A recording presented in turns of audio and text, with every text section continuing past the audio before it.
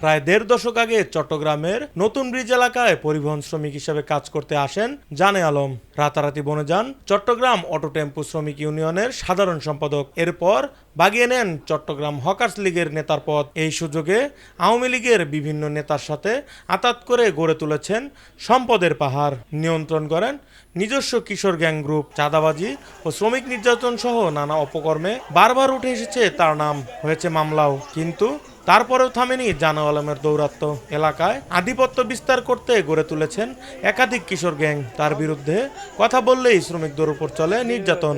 জনাল, তারপরে জানালম, আরফাত, কলেজ সালাদ্দিন, তারেক, এরা ২০-২৫ জনে মিলিয়ে না আর হঠাৎ ফেরিঙ্গি বাজারে ইয়ত আক্রমণ করছি। আক্রমণ করে না আরে মারে ফেলতে চাই কিছু মানুষে আর বাঁচাইল।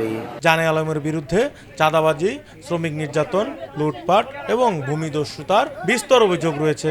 নগরের বিভিন্ন থানায় রয়েছে একাধিক মামলা। বৈষম্য বিরোধী ছাত্র আন্দোলন চলাকালে শিক্ষার্থী ফজলে রাব্বির হত্যা মামলায় এজাহারভুক্ত আসামি সে। চরেন দামি প্রাইভেট কারে নগরীর বাকালিয়া এলাকায় নিজ নামে রয়েছে একাধিক জায়গা জমি।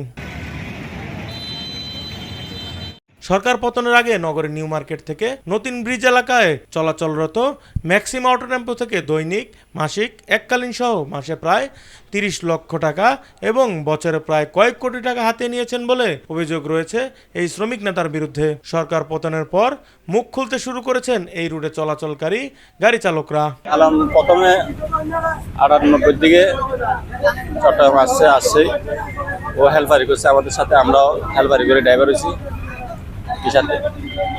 এখনও ২০১২ সালে আমার সাথে নির্বাচন করছিল।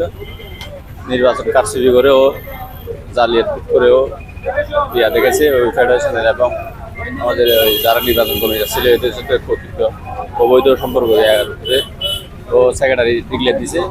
এই ১২ সাল থেকে সাথে সে জড়িত। এই লাইন থেকে প্রত্যেকটা গাড়ি থেকে ২০০-২৫০ টাকা করে নিয়ে ওর বাপদাদার লাইন বলে দাবি করতো। এখানে কমপক্ষে ১২০০ শ্রমিক আছে, ১২০০ শ্রমিক তার নির্যাতনের শিকার। একটা গাড়ি, আমাদের গাড়ি এখানে গাড়ি চলার কথা ছিল তো জুড়ে ১৫০, এর মধ্যে গাড়ি চলতেছে ৩০০। ১৫০ গাড়ি একবারে নিম্নে, ১৫০ গাড়ি ঢুকছে বাইরের। ১৫০ গাড়ির মধ্যে একটা গাড়ির মধ্যে ৫০-১ লক্ষ টাকা করে নিছে। এই বিষয়ে জানতে অভিযুক্ত জানে আলমের মুঠোফোনে একাধিকবার যোগাযোগের চেষ্টা করা হলেও সাড়া মেলেনি।